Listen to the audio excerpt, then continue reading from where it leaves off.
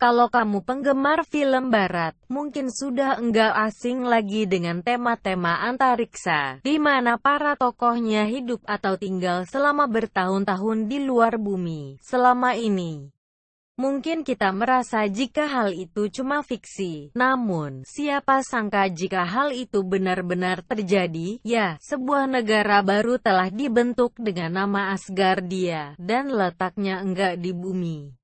Asgardia bahkan diklaim sebagai negara pertama di angkasa yang dibentuk oleh sekelompok ilmuwan, insinyur, pebisnis dan juga pengacara. Kesannya menakjubkan ya? Tapi kira-kira seperti apa negara Asgardia itu? Baca juga Misteri Kotau, Pulau Kematian, yang banyak makan korban tetapi tetap jadi destinasi utama di Thailand. Serem. 4 orang ini jual makhluk halus melalui sosial media. Berani beli. Semua orang bisa jadi warga negara Asgardia seperti layaknya negara-negara di bumi. Asgardia membentuk pemerintahan demokrasi berdasarkan hukum. Warga negara Asgardia nantinya bakal diminta untuk turut andil dalam memberikan suara demi perumusan dasar konstitusi negara tersebut. Sementara ini, negara tersebut masih mengundang orang-orang untuk bergabung. Ilustrasi Asgardia, image source, menurut situs resminya. Negara Asgardia memperbolehkan semua manusia bumi untuk jadi warga negara Asgardia. Syaratnya sendiri dengan mengisi formulir yang terdiri atas nama, alamat email, negara asal dan pernyataan telah berumur minimal 18 tahun, sekitar 40 jam setelah diumumkannya negara baru Asgardia. Tercatat sudah 175.770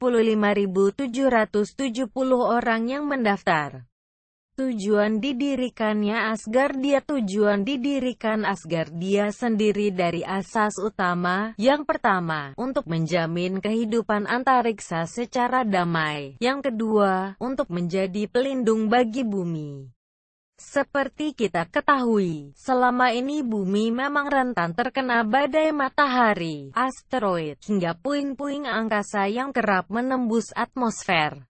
Ilustrasi keadaan di Asgardia, image source, gagasan tersebut memang dianggap jempolan, secara hingga saat ini badan antariksa nomor 1 sekalipun belum mampu mengatasi atau mencegah batu angkasa menabrak bumi. Sementara yang ketiga, memfasilitasi siapa saja yang belum memiliki akses untuk hal-hal yang berhubungan dengan keilmuan antariksa. Banyak orang Indonesia yang sudah mendaftar. Kamu tertarik jadi warga negara Asgardia? Dilansir dari suratkabar.id, saat ini setidaknya sudah tercatat sekitar 2.609 warga Indonesia yang mendaftar. Indonesia menempati urutan ke-18 di antara negara-negara lain. Banyak pendaftar dari Indonesia, image source. Sementara itu, negara yang paling banyak mendaftar adalah China. 32.464 orang, disusul Turki sebanyak 29.545 orang dan Amerika Serikat sebanyak 29.153 orang. Menariknya, 80% orang yang mendaftar merupakan kaum laki-laki.